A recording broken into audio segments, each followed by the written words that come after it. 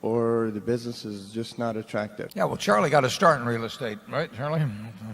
Yeah, I would say, number one, that a corporation like Berkshire that's taxable under subchapter C of the Internal Revenue Code, owning real estate is grossly disadvantaged compared to owning it directly by individuals such as yourself. That's number one. And number two, investment real estate is having bubble valuation problems of its own right now. All my rich friends who own real estate are selling their worst properties, and they're getting bids that come in higher than their highest expectations, and people are competing to take these things off their hands.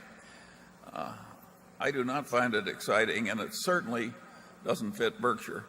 Name me a lot of C corporations that have been passive holders in real estate and have done well over a whole lot of years. It's almost a null class. Yeah, Charlie and I mean both, more Charlie than I. We've had certain personal real estate investments over time, and it's a field that in general we understand. We don't bring that much special to the game, but we understand it. We've made money in it. And actually, at the time that the NASDAQ about hit its high, REITs were quite cheap in my view, and I have a less than 1% of my net worth outside of Berkshire, but basically I had that portion all in REITs. They were all small ones at that time, but they were selling at discounts at that time. They were selling at discounts to the values of properties, and those values of properties were much more conservatively figured than today. Today you have very fancy prices on real estate, and on top of that you have the REITs often selling at a premium to those. So I regard REITs as quite unattractive now, certainly compared to 5 or 6 years ago.